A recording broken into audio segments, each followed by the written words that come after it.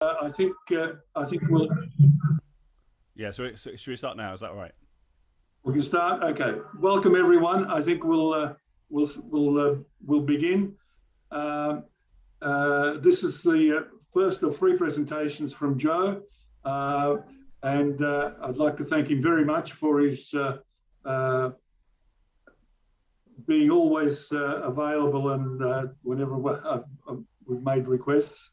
And I'm sure this is going to be an equally valuable meeting that we've tonight as were the ones last year and during the height of the pandemic and so on. So Joe, thank you very much for tonight. I think the chat is on, so people can ask questions on chat. Is that right? Yeah, that's absolutely right. Yeah. Yeah. So, and we'd like to keep everyone muted. That's right. Yeah, so what I've done is I've turned off the ability for people to turn on their microphone simply so we don't get any background sound. So when you finish Ferdinando Okay. speaking, if you can mute yourself as well, and then it means I know that nothing will be interrupted with background sounds. And then at the end of the session, I can obviously allow people to turn on their microphones. That's fine. It just means during the session it And goes nice and smoothly if we don't have any background sounds happening.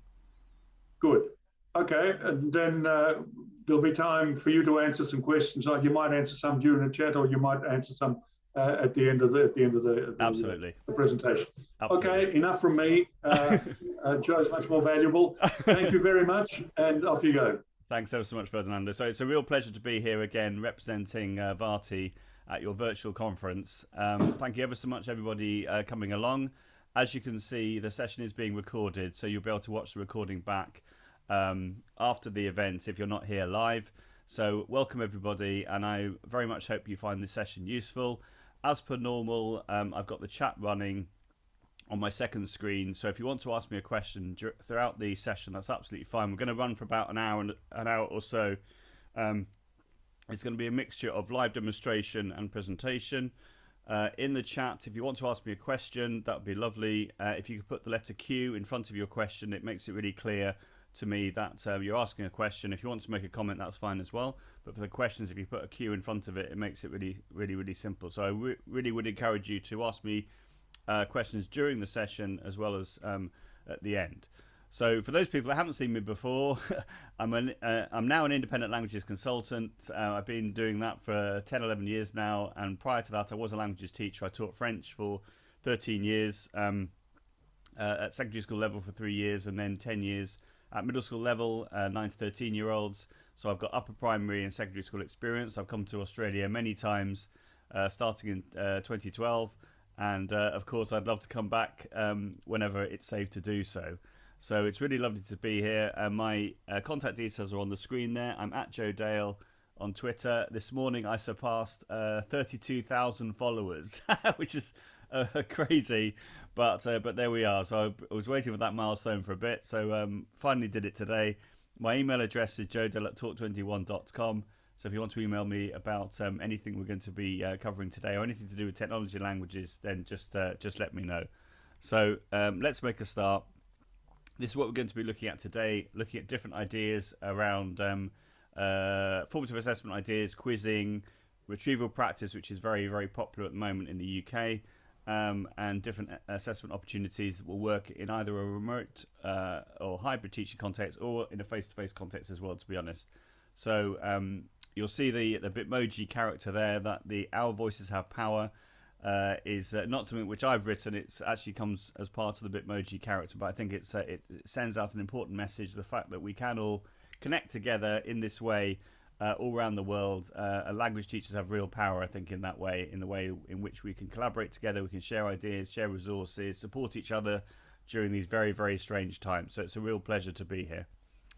Okay, so let's start off with retrieval practice. So the key idea behind retrieval practice is essentially that research has been done to suggest that if we are constantly revisiting content that we've done previously, let's say the lesson before, or the week before, or 2 weeks before, or a month before, or 6 months before, and so on and so forth, that will help learners to embed that information in their long-term memory. Now, I think language teachers have known this for years and years and years, but this is, as I said, very au fait at the moment, and lots of people have been designing different activities that will go along with promoting retrieval practice. Now, one of the main names that I'm aware of from around the world who's interested in retrieval practice is Kate Jones. So Kate has written, I think, 3 books now. This is not promoted by Kate, by the way, or her publisher.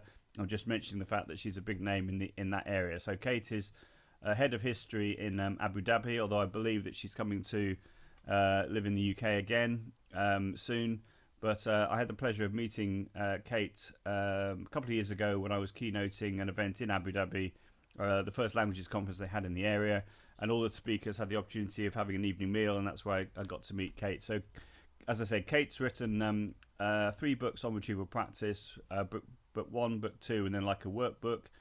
And I know they've been very popular on Amazon, and people have been talking about them. So if you just search for the name Kate Jones and retrieval practice, you'll find lots of information. So this particular slide relates to a language teacher, Celeste Robillard, who is an NQT, newly qualified teacher, and she shared this on the TS, so you can download it for free.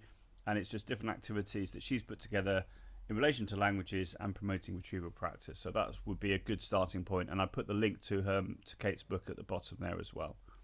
Okay, UK EdChat is an organisation in the UK, unsurprisingly, that's been going for many years now, and they have this regular chat, normally on a Thursday evening, I think, or that's certainly been the case in the past. And it's normally an hour-long chat. People use the same hashtag during that Twitter chat, and then one kind person then collates all the tweets into the one place. So in this particular example, Kate was tweeting or hosting a Twitter chat around retrieval practice, and what I've done here is I put the links to the 2 timelines in relation to retrieval practice, so you can have a look at those and get a good idea of different ways in which different teachers are sharing ideas around retrieval practice from around the world. So I thought that would be a good starting point as well for you. Okay, let's go on to the next slide. This is an assistant head teacher in the north of England, whose name is Kirsty Dixon, and she has written a blog post here on teaching, learning and mfl.wordpress.com, looking at retrieval practice and the research behind retrieval practice, including not only Kate Jones's name but also Professor Rob Coe as well, who's presented at lots of events in the UK under the banner of Research Ed, which I know has come to Australia as well. So again, if you're looking for more information around sort of evidence-based teaching, which is very much so fair at the moment in the UK, then I'd encourage you to read this blog post. And likewise, this is James Maxwell, who is a languages teacher, but also a head teacher, principal in a secondary school in Northern Ireland. And he has written again about retrieval practice, naming a number of familiar names in the research ed field, people like David Didow and Pex McRae as well. So again, if you have a look at that blog post, it should give you a good background around the reasons why people are talking a lot about retrieval practice at the moment. Okay, we are going to get onto some practical ideas in a second. Okay, so one practical idea is Mentee Meter, which I'm sure I've covered with you in the past. But Mentee Meter, if you haven't seen it before, is a really good tool for retrieval practice. You can do a number of different types of activities with it. For example, bottom right of the screen, you've got this word cloud that's appearing there. So all you do is you create your account in Mentee Meter. You then create your presentations, which look a bit like a PowerPoint. You create a number of different slides, and then you have different exercise types, one of which is word cloud. So you put your question in the word cloud question box, and then you present the presentation. People get a code. They go to that page where which is mentee.com. They put the code in, and then anything that they write will then start to appear on the screen. Thanks, Catherine. I just think you just tweeted. That's lovely. Thank you ever so much about the session. So yeah, so Mentee Meter is a really good one to start off with for retrieval practice. So for example, you can see there bottom right, back in 2018, I was asking the question, how can you assess how your school can effectively integrate apps and online resources to promote pupil engagement and to develop out of school learning? And you can see there that people have posted in popular tools such as Quizlet and Memrise and Kahoot and so on and so forth. and they've all appeared nicely in the middle of the screen. And the larger the word, the more they've been written by different participants within the Mentee Meter. So that's how that one works. So from the point of view of retrieval practice, you could, for example, ask people to your class to post ideas around what they did in the previous lesson or 2 weeks before, or a particular topic. So post all the information you can remember around the topic of sport and leisure, for example, and then by looking at the results of what people have then posted onto the word cloud, you can then get a good idea of the general understanding around that topic, or maybe an over-reliance on a certain word or words. If they're much larger than other words, it might be that the vocabulary for that topic needs to be expanded a little bit, and that people are just relying on a few words instead of having a much wider vocabulary. So that's how I think word cloud is really, really useful from that. Also, a little tip as well is if you ever see anything inappropriate on a word cloud, all you have to do is hover over the bottom left of the screen where the little toolbar is. You then click on stop voting, and having done that, you can then click on any of the items in the word cloud, and then they will then disappear. So that's really, really useful. You can also turn on a profanity filter as well, which you do when you set up the presentation. So that's word clouds. And then top left and top right, you've got the open-ended activity whereby you have a question. So for example, top left, you've got the structure of the imperfect plus conditional tense. So if I owned Microsoft, I would be rich. If I was good at French, I would be happy. It says there in French. And so again, you can see Jude there has written, brilliant for creating revision tools using Mentee Meter. 1 of 2 errors, but we can sort those out and have another go next week. So you can see that Jude there, what she's done is she's asked the question, she gets lots of answers appearing on the screen, and then she can then use those as a springboard for later planning and more activities, pinpointing what the students are lacking in their understanding and what she needs to work on. Likewise with Karen Morgan there, top right, she's doing the lesson around my back hurts because, so giving reasons around different illnesses, and then the different students are then writing their answers on the screen. So they all look like little tiles, a little bit like tweets, and then you get a good idea of how to then move on from there. Some people use that activity as an exit ticket as well. In other words, the students can't write on the screen unless they can't leave the room, as it were, unless they've written on the screen, which you could do in a remote teaching context as well. And then bottom left, you've got Andres, who's from Malaysia, who's a Spanish teacher, and he's using the bar chart activity, and he's also embedded an image. As you can see, you've got 9 pictures of different dogs, and the idea is you're supposed to say which dog best represents how you feel, which could be important in relation to well-being, maybe at the start of a lesson as well. So a few different ideas around Mentee Meter and how they can be used for retrieval practice. This is the link to how you can remove inappropriate words, which I've always shown people talking about Mentee Meter because I think it's a really important point. So just to clarify, you just hover over the bottom left of the screen in Mentee Meter when you're presenting, a toolbar comes up, you click stop voting, and then you can then click on any individual words. By hovering over a word, a line will go through it, but if you click on it, it will then remove that word. So that's a great way of being able to remove anything that was inappropriate if the students decided to do that. Okay, right, another tool which has proved really popular, Spiral. We're gonna have a go at doing this live in a second, but Spiral.ac is a great way of creating mini whiteboards. It'd be lovely to know actually in the chat if this is new to anybody, because I know that not that many people have heard about it recently. It's quite a new tool. So this was mentioned by Miss Causa MFL, who's a languages teacher working in the Middle East at the moment.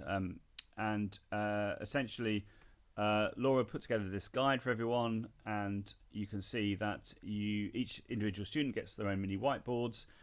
They all then write on the board, and then what's nice about it is the teacher then can click on either on the correct button or the improve button. So by clicking on the improve button, it means that the individual students can then improve their answers. So it's really good for retrieval practice. So if the teacher thinks that the student could give a bit more or add a connective or whatever it might be, then the teacher can then click on improve, and then the student can then improve the answer from there. So you've got a little guide there from the Google Drive link, which you can then have a look at. This is a video clip which Esmeralda Salgado put together, who's a languages teacher, head of languages in the UK, and her Twitter handle is Botones Salgado. She's been absolutely incredible during the pandemic and is very generous with her ideas and sharing resources that she's made. So as you can see there, you've got the correct and the improved button very, very clearly. So this is a tutorial that she's made on her YouTube channel, and you've got the link there at the bottom left of the screen. Don't forget, I'll be sharing the whole presentation with you as I normally do, so you're going to have the whole thing. I'd encourage you to make notes, but you are going to get the whole presentation as well. And let's just go on to the next one. And this is the website. So what we're going to do now is we're going to have a go at doing this live, if that's okay. And then you can get a feel for how it works. So there we are. So I'm going to click on home. I'm already logged in, and I'm going to click what's called launch quickfire lite. So this is what people have been particularly looking at. And I'm going to click on go like this. Okay. And then in a second, there we are. Can you see on the screen it says go spiral.ac? So what I'd like you to do, please, is I'd like you to go to gospiral.ac. I'll put this in the chat for you. And then the code, which always stays the same for the classes that you've set up, or each class has its own code, I mean, it now goes there. Now I'm going to join you on my iPad just to see it's working properly. So if you could all go to gospiral.ac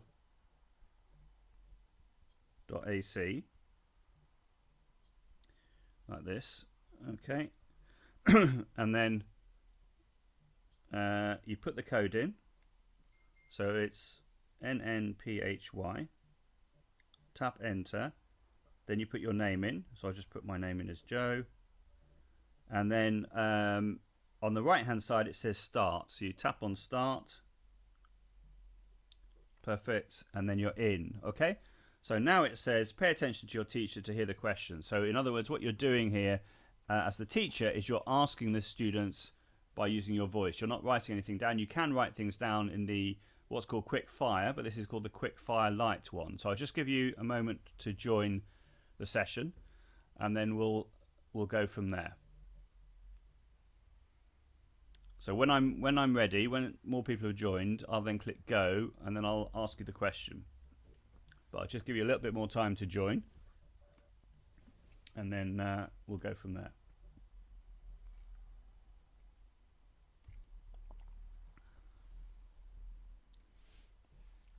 Okay, I think we're going to go for it. So I'm going to click go. And then I would like you to tell me, please. Can you see as well? At the moment it says no answer because I haven't asked you anything. But at the bottom it says reveal answers and it says show names. So you can choose not to show anyone's names, or you can choose not to show any of the answers. Okay, so the question is going to be, can you please tell me in Italian what you had for breakfast this morning, please? And what you thought about it. So can you write it in Italian, please, what you had for breakfast this morning, and give your opinion about it. Now, I don't have any Italian, so I'm going to write it in English. Please forgive me. But I'm going to tell you that I had porridge for breakfast, and it was delicious. Right, and then I tap submit. Okay, so as you can see, it says answer hidden for some of the answers. So, and then some of you haven't answered yet. So I'll just give you a little bit more time to answer. You can see how this would be good for a starter activity, for example, and how you can very easily see how the students are getting on, but not embarrass anyone by showing their names. You could show their names, but you don't have to do that. And I think that's one reason why teachers really like this particular tool. So I can see that some of you haven't answered yet. That's fine. That's great. And you can see as well, there's the little bar at the bottom to show how many people have answered out of everyone. So we've got 3 people so far, 2 people now that haven't answered. So this is similar to like mini whiteboards in a way. So there we are. I see someone's written on the screen. Can you not do that, please? That'd be good. So let me just click clear all drawings. That's lovely. Lovely. Okay, right. So we've got one person who hasn't answered yet, but I think the time has come to go for it. So I'm going to click reveal answers, and let's see what people have written. Lovely. Okay, so I can see some people have written in French. That's lovely. So here, for example, I can see that this person has written frullato delicioso. So I could say, okay, that's lovely, but could you write a full sentence? So I'm going to click on improve. So that person can now write a full sentence. Let's see if anyone has forgotten to put a capital letter at the start of their sentence or a full stop. So here, for example, you've written "Difetti di pane tostato." So could you put a full stop at the end of that? Okay, I've clicked on improve. Likewise, full stop at the end of this one as well. So you get the idea. So I'm individually clicking on ones, and then if, for example, someone had written something which was I thought was perfect, I can click on correct, and if anyone else has written the same thing, if I click correct on one of them, all the other people who have written the same thing, it'll be marked as correct. So here I can say, right, you need a capital letter at the start of your sentence, and so on and so forth. So you get the idea. That's how that works. What do you think of this? Let me know in the chat. I know that lots of language teachers really like it, from the point of view of it being, you know, simple, easy, free, very practical. So I'm going to show the names. I wouldn't normally do this, but I'm going to click show names, and then we can just see what people have written. There we are. But obviously you don't have to do that if you don't want to. And then you click ask another question, and you just carry on in the same way. So there we are. Yeah, I would encourage you to give it a go. Yeah, and that's it basically. So I'm going to click finish quickfire.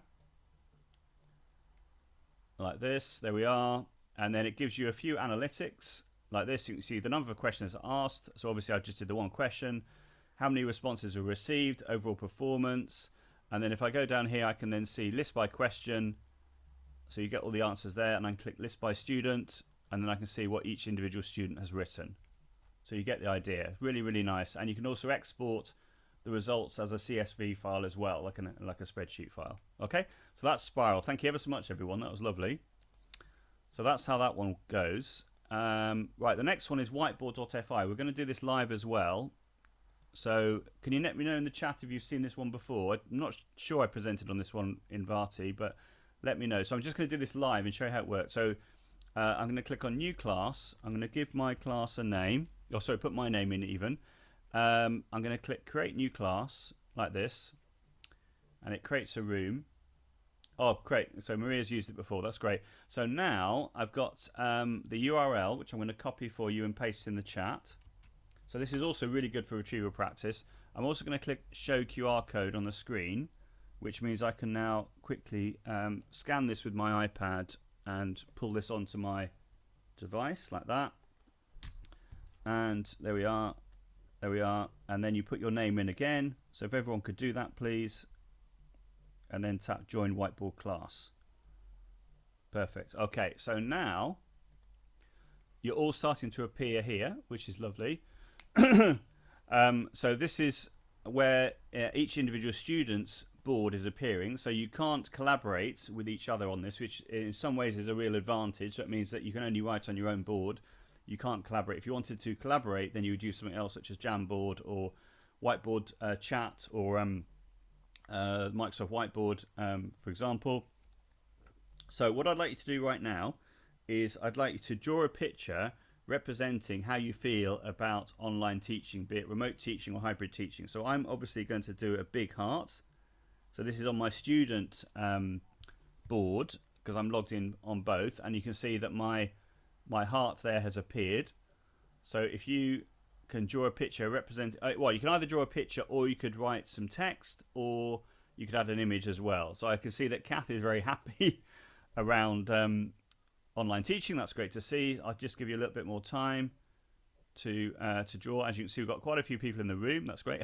Maria's saying May. Fair enough. So in other words, through the students drawing, it's conveying a lot of good information, isn't it? And it can be a great way of unlocking language, I think, because the teacher can see very clearly, and everyone else can see obviously very clearly how the person is feeling. It's just then getting them to unlock that language to describe that feeling. And you can use this for grammar. You can use it for vocab practice. You can use it in lots and lots of different ways, which is fantastic. So that's lovely. Right, so I'm going to so I can see Kath's having a good play. Yeah, you can put on a music score as well if you want to. So what I'm actually going to do now is I'm going to show you another idea that you can do with whiteboard.fi. I've clicked on Kath's individual board now, and what I'm going to do is I'm going to click on the Screencastify tool, which is this one, and I'm going to turn off my camera in Zoom like this, and I'm going to turn on my webcam like that and my microphone, and I'm going to click record like this. There we are, and I'm going to do entire screen and click share. Right, so what I'm going to do, Kath, is I'd like you to carry on drawing, but while you're doing that, I'm going to click on the pen tool, bottom left, and I'm going to give you a mark out of 10. So you're going to have 10 out of 10. If you could carry on drawing now, Kath, that'd be lovely. So just add some hair or something. So here, as you can see, what I'm doing is I'm annotating over the top of your board. There we are. We've got some ears. That's fantastic. Let me add an earring on both of those ears. You get the idea. That's perfect. So in other words, I can draw over the top of what someone else is drawing on their mini whiteboard, and I can record a voiceover at the same time. If I felt that what Kath was doing was inappropriate, I could always click on the Actions button, not in pen tool mode, but on the Actions button, and I could remove the whiteboard and so on and so forth. But just to finish now, I'm going to go back to here and I'm going to click stop. Okay, now having done that, what happens now is a new page appears, and here is the video feedback that I've given, and I'm just going to unmute myself so you can listen to it right now. Here you go. 10, if you could carry on drawing. But while you're doing that, I'm going to click on the pen tool, bottom left, and I'm going to give you a mark out of 10. So you're going to have 10 out of 10. If you could carry on drawing now, Kath, that'd be lovely. So just add some hair or something. So here, as you can see, what I'm doing is I'm annotating over the top of your board. I'm not sure why there's no audio. Normally, there we are. We've got to refresh the page.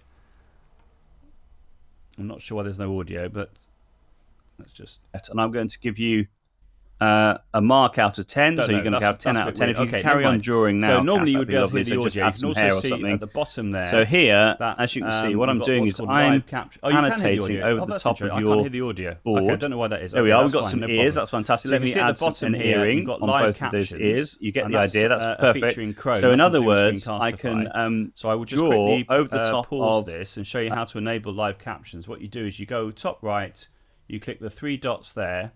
You click Settings, you click Advanced and Accessibility, and then here it says Live Caption, but at the moment it's only available in English, but I'm sure, knowing Google, they will add other languages soon. But it means that if you play any audio or video in your browser in Chrome, then live captions will appear automatically, which is really nice. So that's how that one works. Let's just go back here. There we are. So now, having done that, I can now click Copy Shareable Link, like that. And it's just copied that because I have my Screencastify account connected with my Google account. I can then paste that link into the chat, so then everyone can then see that, or I could obviously do that for an individual and then paste that into an individual, like, private comment, as it were. I can also download this. I can download it as a GIF or as a video, and so on and so forth. And I can obviously delete it as well if I wanted to. So that's how that works. That's really, really nice. And another thing that I really like, if I just show you here as well, I can kick the student out, I can erase the whiteboard, and so on and so forth. Now, another thing which I really like about this is the way in which I can click here, which says Toggle My Whiteboard, like this, and I can actually push something directly to everybody's board. So, for example, if I click on the image option here, and I've got an image, let's say, of an activity that I want the students to then annotate over the top of, then I can do that really, really easily. So let's just find an example. So this is just an image here, which I click open, like that. And as you can see here, it says push. So I click push, and it says push to students all pages, push to students current page only. So if I just put push to students all pages, like that, then what should now happen is that image, can you see, is now on everyone's individual whiteboard. So if I now click Toggle My Whiteboard, it will come up like this, can you see? And that means that everybody now could then annotate over the top of that image. So in other words, you could create an activity whereby you push that template to everybody, and then they all individually mark it up or do the activity, whatever it might be that you're doing. So I know that language teachers like to use that as well. Is that okay with everyone? Has everyone understood how it all works? Any questions at all? Okay, while I'm waiting for a few answers to come in, the other thing you can do as well, which is really nice, is if I click here, I can click Save All Whiteboards as PDF. So if I do that right now, and I can click Save as PDF, it means that I can then get evidence of what everyone has done, and that's just coming up now. It's just loading, and that means if I want evidence of everyone's whiteboards as one PDF, then it works really nicely. Yeah, I like the toggle option as well, Rosa, definitely. So if I now click Save, there it is. There's the whiteboard PDF. So I can now click on that, and it will then, there we are, can you see? It then shows you. Awesome. And that's it. That's how that works. Okay, that's lovely. Brilliant. Thank you. Okay, so that's that one. And then to close the room, you just click here and you click Close Room like that. Okay. Perfect. Right, let's go back to my presentation and carry on. Okay, so here's some feedback from different language teachers in my professional learning network who've been using whiteboard.fi. My favourite one here is from Ms. Ganzorn saying, thank you again for whiteboard.fi. It is the highlight of my lockdown. I think my year 10 will be forever grateful to you for it. You've got Flo Lyons here from New Zealand saying, today I used whiteboard.fi with my students for the first time. They loved it. It's very responsive and allowed me to give feedback, use it with Microsoft Teams, and so on and so forth. So it's very popular amongst language teachers, and it has been for a long time. So anything that you would normally do with mini whiteboards in a face-to-face classroom, you can use whiteboard.fi for doing the same thing. Okay, here's a tutorial from an Irish teacher who's a language teacher in Ireland, whose name is Valerie David McGonnell. So she's used the tool called Genially to make this little presentation. I'll just give you a quick flavour of this.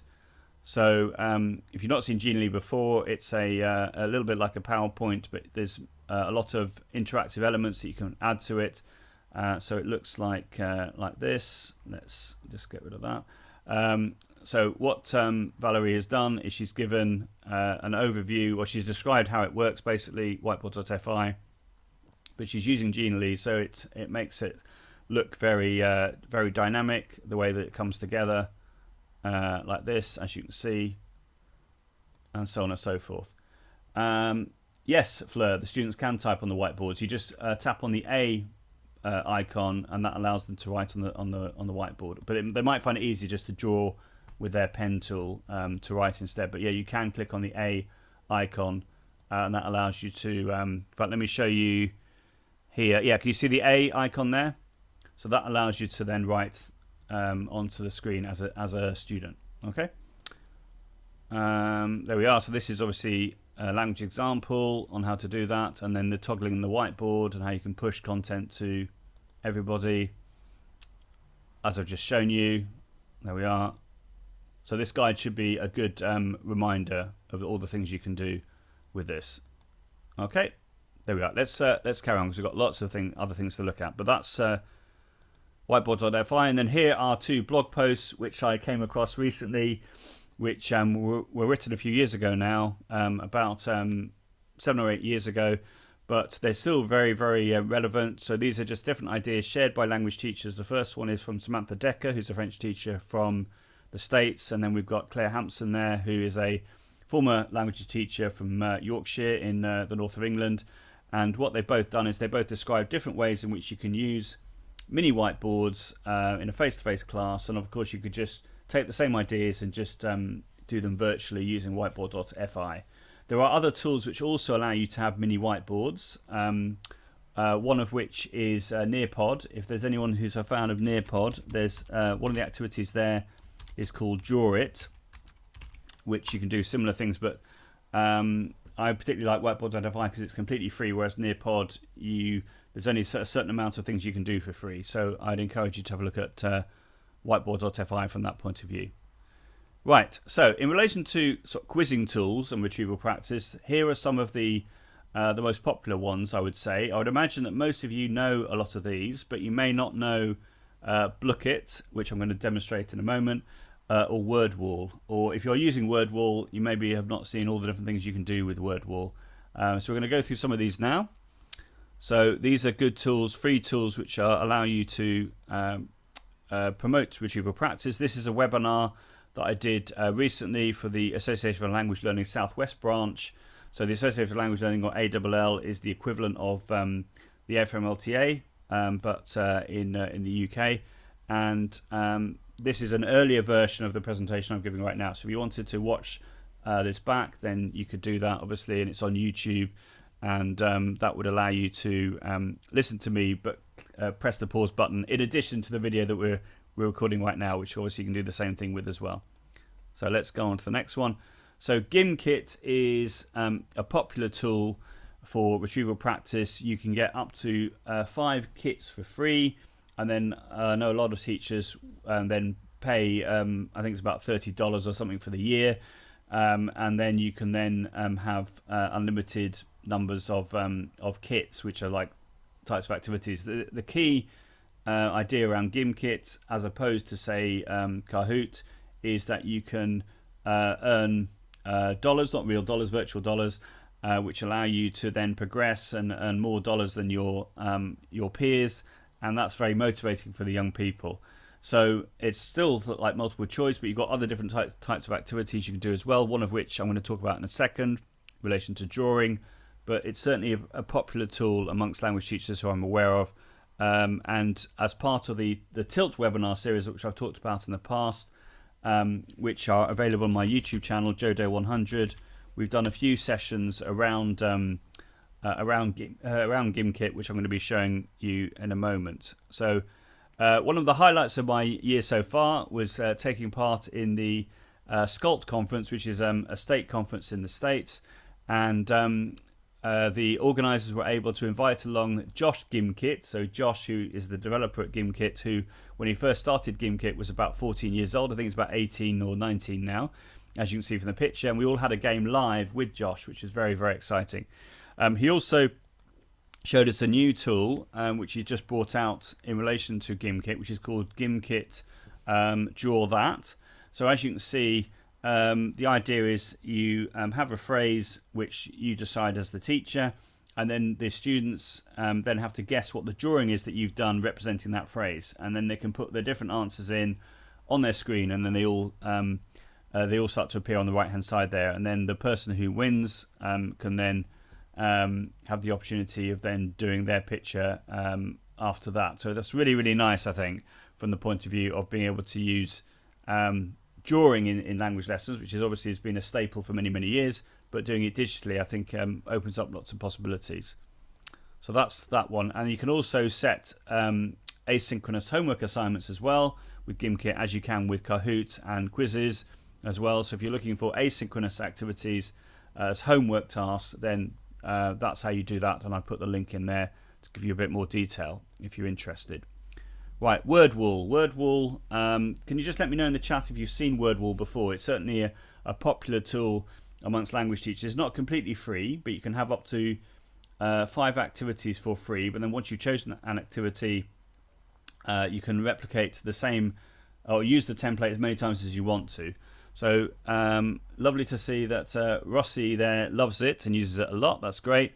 Here's some tutorials which I came across on YouTube on different ways of using WordWall. So I'd encourage you to have a look at those, particularly Russell Stannard here, top right, who is amazing and has his own teachertrainingvideos.com website and is prolific on YouTube and has done many, many, many tutorials on different edtech tools. This one is particularly looking at using WordWall with language teachers. So that's fantastic. And here's some examples. Obviously, these are different languages. So you've got, for example, a gap fill there, top right. You've got matching activities there. You've got a game activity called Whack-A-Mole, which I'm sure is very popular with students. You've got reordering words in a sentence and so on and so forth. So lots of great activities there for language teachers, which is lovely. Now, some of the assignments which are similar to the GimKit assignments I just mentioned, some of the assignments, what an assignment means, it means you can then set that activity, but WordWall will then collect the results of how the students have done. So that's really, really important from the point of view of being able to, I just turned my video back on actually in Zoom, from the point of view of getting granular results for individual students. So on this screen grab are all the example sessions in WordWall which allow you to create assignments from them. In other words, they can be done either synchronously or asynchronously, and then all the results are then collected by WordWall. So that's not true of all the activities of WordWall, but these ones, that is the case. So that's great to see as well. Okay, here's as like a summary of some of the features around WordWall. So I always at this point mention about what you can do for free and what you can do with the paid version. So with the free version, you get access to 18 different types of games. With those 18 different types of games, you can then choose 5 game activities. But with those 5 that you've chosen, you can make as many games as you want to. You can also take activities from other people in the community section and add them to your own account. And what some people do apparently is they pay for the premium version for a month, which is about sort of $6 or $8 or something, and then they create lots and lots of different activities. They then stop their subscription, but they can still keep those activities. So it means that they can use a wider variety of activities with their students, but it's not expensive to pay for the whole year. And you can also have printable activities as well, which could be useful for asynchronous tasks, which you could share with the students, and so on and so forth. So that gives you a little idea on all the features of WordWall. Learning Apps is another tool which is completely free, which I know a lot of language teachers like from the point of view of being able to do gap fill activities, reordering, matching, and so on and so forth. Again, in the chat, I'd love to know if anyone's using Learning Apps at the moment. And you can also embed them into a Genially as well if you'd like to. Here's an overview of different Learning Apps activities, which was put together by Julia Morris, who's a languages teacher in the southwest of England. And as you can see from that table there, you get a flavour of some of the activities you can do, such as simple order, group assignment, matching pairs, number line, and so on and so forth. It also has a really nice text-to-speech engine, so it means you can put in target language words and it will then repeat it back to you with a pretty good pronunciation. It's completely free, Rossi. Yep, absolutely. Learningapps.org is completely free, and you don't need to have the students don't need to have an account. What they would do normally is they would take a screenshot of their final answer and then send it to the teacher via Google Classroom or Microsoft Teams, whatever it is that you're using. So the teacher would have to have an account, but the students do not need to have an account. They just need to have the link. So I'd encourage you to have a look at that one as well. Right, Blookit. I'm hoping to, let's just go for this. I'm just going to show you this one live because it's always fun to play this live. And let's just load it up. So this is, again, sort of similar to like Kahoot and so on and so forth. I'm just going to log in and show you how it works. So I'm going to do this one right now. This is an activity which I took from Quizlet, and you can import your own Quizlet sets, which I'll show you how to do in a second. But let's just have a go live. I'm going to click host like this. Okay, and then what I'd like you to do, please, right, so you can see here you've got all these different activity types that you can choose. I'm going to choose Gold Quest, which is probably the most popular one. And I click host game, and I click host now. Okay, so what I'd like you to do, please, is, see, that's interesting. I still can't hear any audio. I wonder what that is. So I'm presuming you can hear audio, but I'm just going to mute that so you can't hear that. So what I'd like you to do, please, is I would like you to go to Blookit /play, and then put in the game code, which is 579712. And then by doing that, you can get a feel for how it works. Okay, so I'll just put this code in as well. So that's 579712. 579712 even. 712. Like that. I will also join on my iPad. That's really weird. I don't know I can't hear any audio that's playing through Chrome, but I don't know why that is. Anyway, not to bother. As long as you can hear it, that's the main thing. Right, so we go to blookit.com/play, and then the code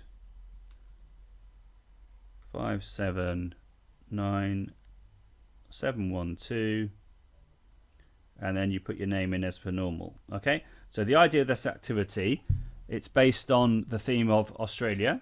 You choose what your icon looks like, by the way, as well, and then I will then click start in a second. And right, so Giacomina, all you have to do is just copy the link and put it into your browser. It's not a live link, so just copy the link and put it into your browser and it'll be fine.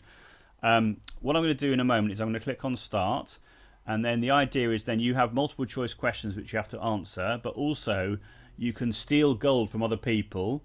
You'll see what happens with the prompts on the screen, and so it's really lovely to see people tweeting about the fact that a teacher has said, my students love this activity because they love taking gold from me, and so on and so forth. You can imagine how that would be popular.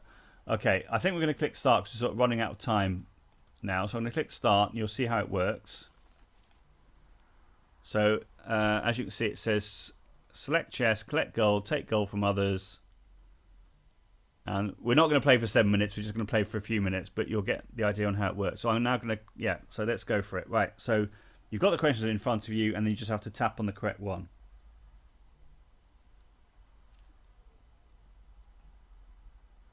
And this is where it goes very quiet because everyone's concentrating.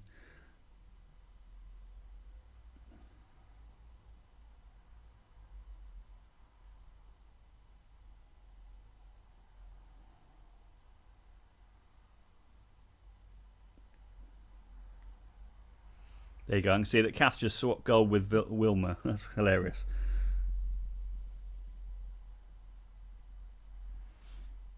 And of course, I've written this in English, but you could obviously write it in Italian, but you get the idea.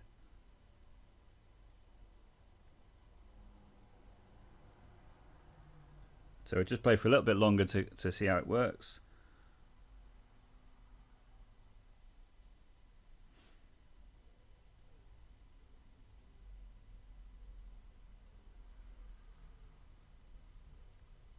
I'm sure you can see how popular this will be with students if you've not seen this before.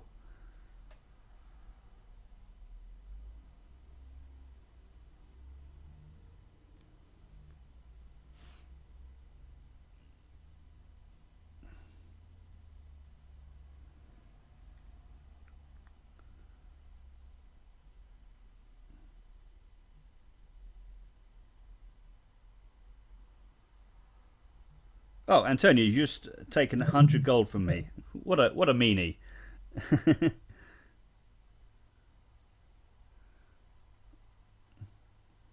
Okay, you get the idea. We haven't got lots of time left, so I'm going to stop it now, but you get the idea on how that works. So thanks ever so much, everybody. That was awesome. So we're going to stop the activity. If I click here, I think, yeah, end now. There we are. So well done. So the final standings were... Ta-da! Well done, PS. You won. That's fantastic. So well done. That's great. So I can now click on View Report. There we are. I've got the different answers in here. I can see the number of players, number of people, number of correct answers, and so on and so forth. The leaderboards. So for a free tool, this is really cool. Right. So to create your own activity, what you do is you click here where it says Create.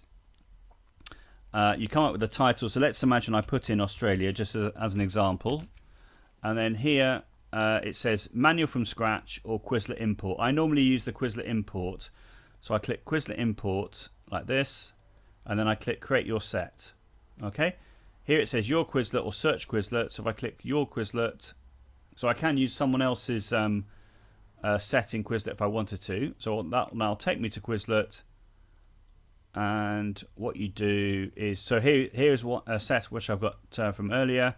So I click on that set, and then I click on the 3 dots here. Can you see the 3 dots there? And I click on embed, and I copy the HTML, and I go back to here. I click next step. Oh, sorry, export. Should have been export, not let me do that again. So export, there we are, copy text. Okay, and then I go back and as you can see it says there, copy text. So all the instructions are there step by step. You paste in the the questions and the answers there, and you click add questions. So really, really simple to set up. You don't have to recreate the wheel. There we are. And then you click save set like that, and there it is. And then you just press host, and away you go, and you just do what I've just suggested. If you want to create something from scratch, you click create here, you put in whatever it is that you're doing, example, you click manual from scratch like that, and you click create your set, and then you click add question, and then you fill in your question with the different answers. So that'll take a lot longer, obviously. You click save, and then you do it that way. So hopefully that's nice and clear on how that works. And I'm delighted that people have enjoyed doing that. That's great. Okay, so that's Blooket. And if I show you why this is useful, so this is Simona suggesting that this is particularly good for retrieval practice. As I'm sure you can see, you put in the items that you want the students to retrieve, and then by playing through a game, by learning through stealth, they can acquire that language more easily than maybe doing it in a more traditional way, which is really nice, I think. Here again, it asks a few features, so you can do this completely for free. The only advantage of paying really is the fact that you can create folders. So if you make lots of Blookets, it means that you can then keep them more organized, I suppose. But the advice that I've had from different people is you don't need to do that. You can just use it all for free. So those are a few ideas. You've got, again, the live and asynchronous modes as well, which can be good. And so on and so forth. Okay, right. So we've only got a few minutes now, so I'm just going to sort of whip through the last few ones. Carousel learning is a multiple choice activity, but what it allows you to do, again, it allows you to improve on your answer a little bit like Spiral.ac.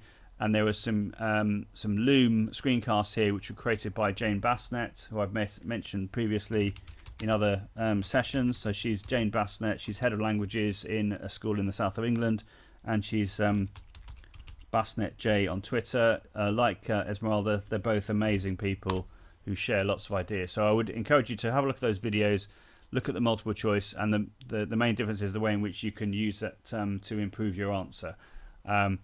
This is a show and tell video that some of the language teachers who I know did for the Association for Language Learning, which is a series. TILT stands for Technology and Language Teaching, and this is a series I've been organising since March of last year. This was in January, and Esmeralda was talking about learning apps, and then we had Jane talking about carousel learning, and the second part, which is the week later, which is also on my YouTube channel, there's a teacher there talking about using Blooket as well. So lots of different ideas on how you can use this. This is about the second part.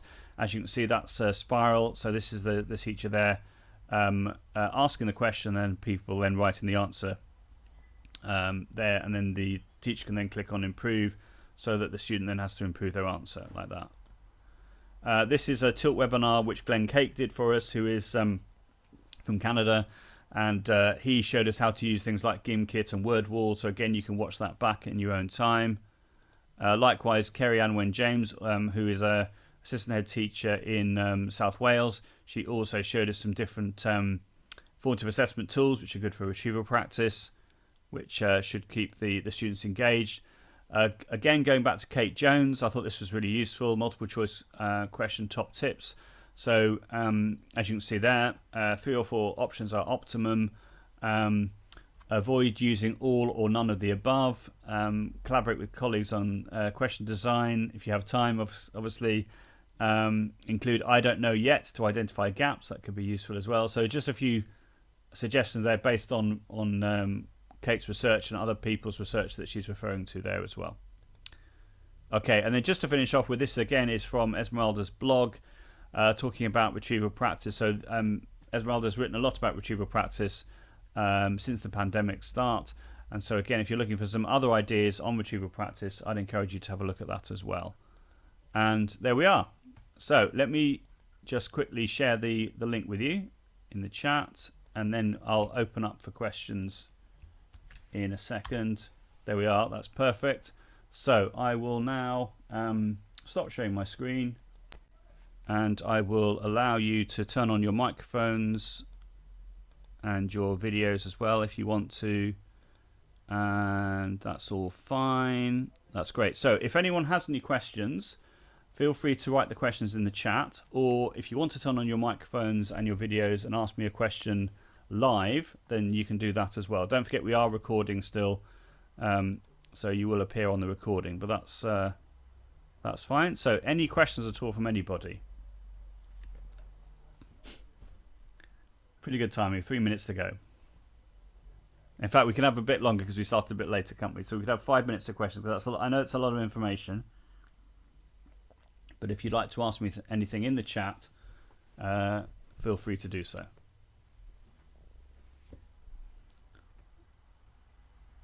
And if not, I can hand you back to Ferdinando. That was a lot of fun, wasn't it? Block it. I thought that was great. Any questions at all? Okay, if I hand back to Ferdinando, Ferdinando, if you want to turn your video on, we'll be able to see. There we are. Perfect. So, over to you, Ferdinando. You're muted. Do you want to unmute yourself quickly? You're muted, Ferdinando. There we are. See, I can't hear you. Okay. That's really weird. I don't know. Just give me a second. If I just click here and then if I click,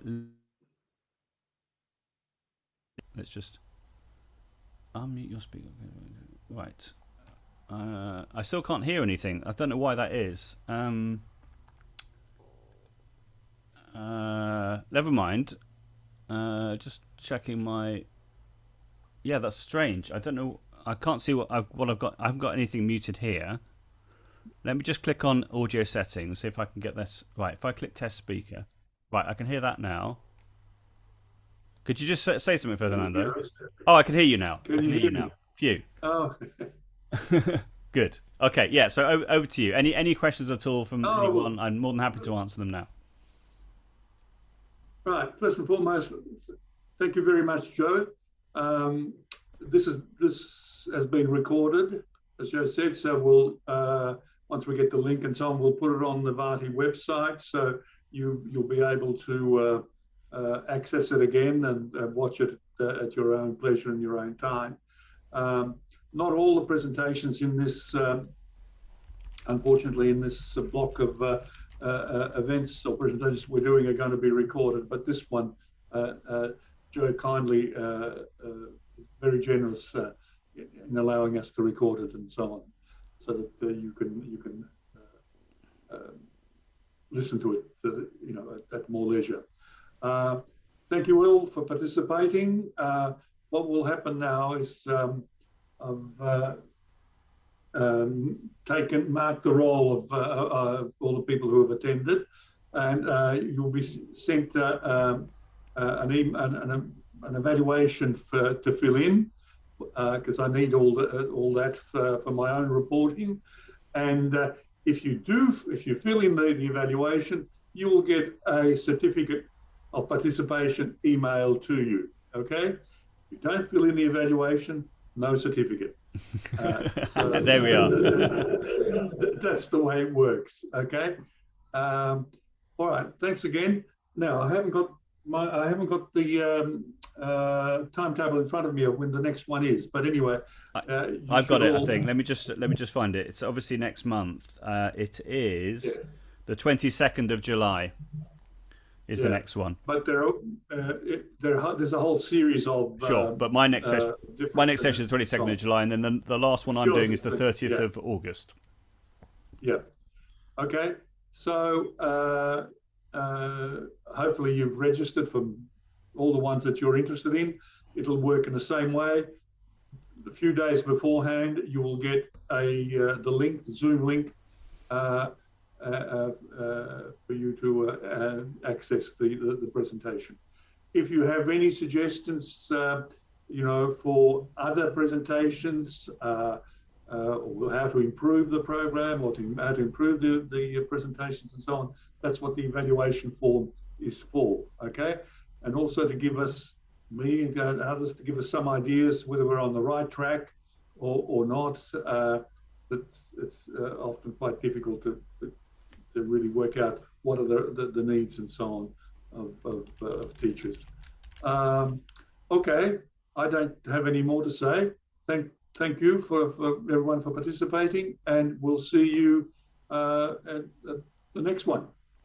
Awesome. Okay, Thanks ever so much, everyone. Thanks, Fernando. So I'll stop recording right now. There we are.